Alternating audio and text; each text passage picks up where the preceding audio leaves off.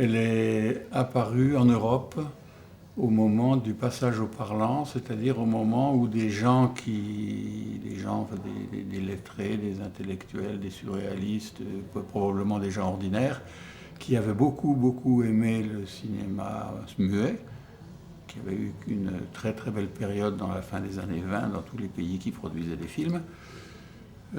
Ces gens-là ont vu ce cinéma disparaître, n'ont pas été en phase avec le nouveau cinéma, ou l'ont été, mais peu importe. Ils ont voulu garder des traces de ce qu'ils avaient aimé. On pourrait garder des traces, c'est le début de l'historien. On commence par chercher à inventer une mémoire ou à créer une mémoire. Alors une mémoire du cinéma, c'est difficile parce que le cinéma ne peut exister qu'avec un appareil assez lourd qu'il était hors de question de s'offrir. Donc il y a eu des gens qui ont fait des listes de films, qui ont essayé de numéroter des films, qui ont essayé de donner des palmarès, si on veut, c'est-à-dire des films qui étaient plus intéressants, plus importants que d'autres. Ils ont essayé d'écrire pourquoi. Et il s'est constitué une espèce de corpus simplement mémoriel. Dans le même temps, d'autres, ou parfois les mêmes, ont voulu garder l'objet cinéma dans ce qu'il avait de concret, c'est-à-dire collectionner pour les uns des films. C'était relativement facile, comme le film muet n'avait plus de valeur commerciale. On pouvait en acheter, on en vendait aux puces, on en vendait éventuellement d'une salle de cinéma qui vidait ses placards. Il y a eu beaucoup de films mis sur le marché, et c'est là où apparaît par exemple la légende d'un Henri Langlois, qui n'est pas une légende, c'est devenu un mythe. Bon, il a effectivement commencé dans les années 30, au début des années 30, à collectionner des films. Bon, ce qui tombe dans la légende, c'est l'histoire de la baignoire de Langlois. Bon, il n'y a certainement pas eu de baignoire, parce que si vous savez combien de films on peut mettre dans une baignoire, et que lui vous dit qu'il en avait 400, bon, quand vous aurez mis 3 films de 8 bobines dans une baignoire, elle sera pleine. Donc il y a eu un archivage de films, d'appareils, éventuellement de souvenirs plus ou moins fétichistes, d'affiches, de pièces de costumes, de morceaux de décor. Et dans les premières années de la décennie, donc entre 31 et 35-36, il y a eu un début de classement ou un début de mise en ordre. La mise en ordre de la mémoire, c'est effectivement la définition qu'on peut donner à l'histoire. Ça peut prendre de grande ampleur, ça a pris une grande ampleur, mais au départ c'est ça. De là à passer à une histoire écrite, bon, ça a été très rapide, et le premier certainement qui a été convaincu, mais convaincu par d'autres, c'est convaincu par un certain nombre de surréalistes, d'écrire cette histoire dont il parlait tout le temps, c'est Sadoul. Bon, Sadoul, journaliste, communiste, membre du groupe surréaliste sur les marges, mais quand même. Donc Sadoul est persuadé par ses amis en 1935 qu'il peut écrire une histoire. Et cette histoire, il la veut large, très large. Il a l'idée d'une histoire universelle du cinéma, c'est-à-dire tout ce qui a été fait dans le monde. Le monde du cinéma est assez réduit. C'est les deux zones riches, l'Europe et l'Amérique du Nord, plus un tout petit peu l'Asie du Sud-Est, c'est-à-dire le Japon. Le cinéma reste un luxe de pays peu nombreux. Il a pu imaginer qu'il pourrait faire l'histoire. L'histoire, si on peut dire, a prouvé qu'il ne pouvait pas. Bon, il y a eu lui, il y a eu Bardèche et Brasillac, bon, journalistes aussi, écrivains l'un et l'autre, critiques littéraires pour Bardèche, bon, qui ont écrit, ont commencé à peu près à la même date, à écrire une histoire du cinéma d'un tout autre point de vue que celui de Sadoul, mais tout aussi documenté. Bon, ils étaient l'un et l'autre des hommes de droite qui finiront dans la collaboration, et dont au moins Brasillac sera fusillé pour trahison à la fin de la guerre. Donc il y a deux histoires qui cheminent. Il y en a d'autres hors de France, en Angleterre par exemple, aux États-Unis aussi. qui toutes ont ce souci d'universalité. On passe la guerre. La guerre, c'est à la fois beaucoup de temps où la plupart des gens ne travaillent pas à leur recherche historique. Il fallait être Sadoul pour partir au front en 1940 avec dans sa musette son manuscrit en cours d'écriture. Il ne l'a pas perdu d'ailleurs. Les autres ont laissé passer du temps, pour d'autres raisons. Certains ont été prisonniers, d'autres ont disparu. Brasillac, on a vu comment il a fini. Donc, après la guerre, le cinéma a beaucoup changé. D'abord, on a tourné beaucoup de films, partout. Donc l'idée d'une histoire universelle s'éloigne. D'autre part, des nouveaux pays se sont ouverts ou commencent à s'ouvrir à une production de cinéma, aussi bien dans les pays non équipés avant, l'Amérique latine par exemple, ou des pays qui, pour des raisons politiques ou autres, se transformaient, la Chine par exemple. Donc l'idée d'une histoire universelle s'étiole. Sadoul rame à contre-courant, il veut vraiment la finir, et il la continuera jusqu'à sa mort. Il ne la terminera évidemment pas.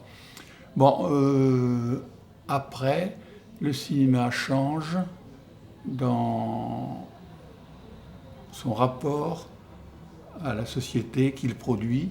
C'est-à-dire que dans le cinéma, la manière de voir les films bouge beaucoup. On va être très simple.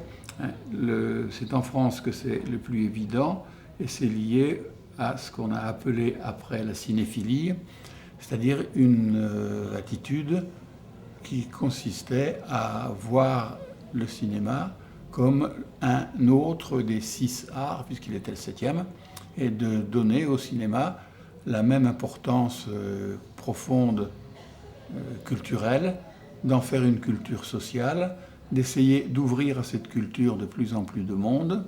C'est ce qui s'est fait.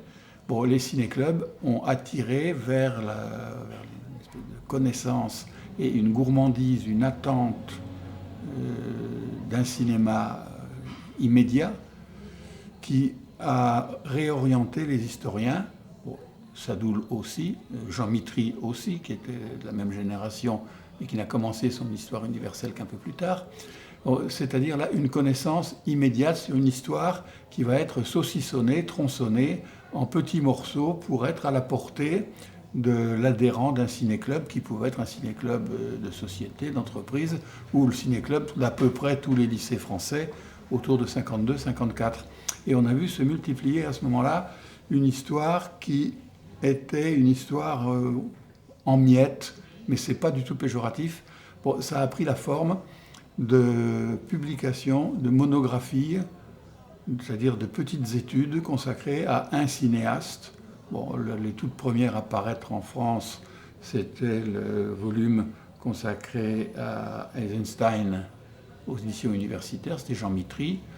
Ça a été Lumière, ça a été Méliès, et ça a été John Ford très vite, dans une collection parallèle qui était publiée par les éditions Segers.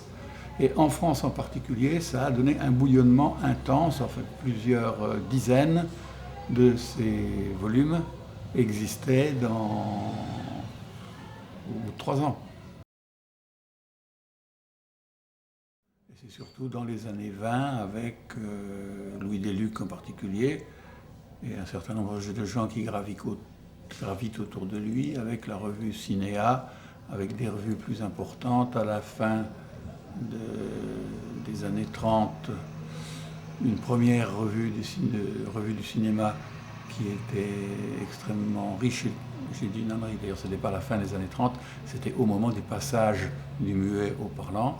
Une première revue du cinéma où ont écrit beaucoup des grands intellectuels de l'époque. C'est-à-dire, ce n'étaient pas des critiques spécialisés, mais c'était des gens qui découvraient un champ culturel tout neuf et qui voulaient le dire. Ensuite, la critique devient un élément fort de cette cinéphilie née de la culture cinéma d'après-guerre, née de la circulation des films, du dialogue autour des films. C'est la montée, c'est d'abord l'émergence de tout un tas de petites revues juste après la guerre. Et puis en l'espace de 4 ans, entre 48 et 52, ces petites revues spécialisées disparaissent au profit de deux plus solides qui perdurent et qui durent encore aujourd'hui, c'est-à-dire en 51 les cahiers du cinéma, en 52 Positif, et à côté des revues qui au départ étaient des bulletins de fédération de ciné-clubs. Bon, la très puissante Fédération française des ciné-clubs a publié une revue dont le premier numéro s'appelait Cinéma 55, et puis il y a eu chaque année 56, 57, 58 jusqu'aux années 90, début des années 90. Donc une sorte de tableau où on a des revues pointues, des revues moins pointues et sérieuses, et bon, puis autour on a une presse, on va dire, mondaine, qui apporte peu à la critique. Et par rapport aujourd'hui, quelles sont les différences?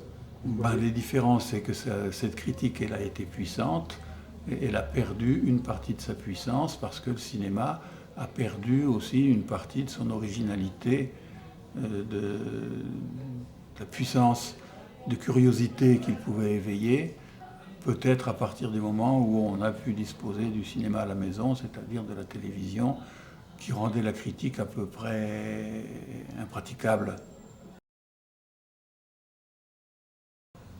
Parce qu'il y a encore des choses à trouver. Même si je dis que c'est un cinéma très médiocre, dominé par une toute petite part de cinéma très brillant, c'est ça les années 30. C'est 1200 films qui ne valent pas un clou, je pense, d'un point de vue artistique, et moins de 100 films qui sont les fleurons du cinéma français. Et les années 30, c'était un laboratoire extraordinaire pour ce qu'était le cinéma qu'on débattait à l'époque. Bon, les grands conflits autour du cinéma de la Nouvelle Vague, c'était en gros d'un côté le cinéma de papa ou le cinéma de la médiocrité française, et puis quelque chose d'autre qui apparaissait. Alors, je me suis intéressé à ça, il se trouve que c'était une période favorable parce que c'est un moment où on a commencé à restaurer des films, où il a été possible, en jouant sur quelques cinémathèques proches, c'est-à-dire la cinémathèque française à Paris, un peu parce qu'elle était très inaccessible, mais la cinémathèque suisse à Lausanne, la cinémathèque de Bruxelles, la cinémathèque de Montréal et celle de Toulouse en France, bon, qui, quand on les additionnait, disposaient d'un matériel non pas complètement cohérent, un matériel important sur le cinéma de l'époque des années 30. C'était un cinéma tellement passionnant parce qu'on y voyait comment se sont mises en place les structures du cinéma présent à l'époque où je m'y suis mis. Enfin, il y avait deux dates importantes, c'était les premières années 30, avec les bouleversements techniques et la crise économique, et l'après-guerre avec la création du Centre national du cinéma en France et la mise en place d'un mode de production qui existe encore aujourd'hui mais qui est devenu bien fragile, que j'ai appelé le mode de production français. C'est la question à 1000 euros. Bon, je vous répondrai sans doute, mais ce que je crois beaucoup de gens auraient répondu, bon, c'est probablement la règle du jeu de Renoir, que je revois régulièrement, et en y apprenant toujours quelque chose et avec un plaisir qui n'a jamais décru. Mais en même temps, bon, je pourrais dire Hiroshima mon amour, pour des raisons presque proches.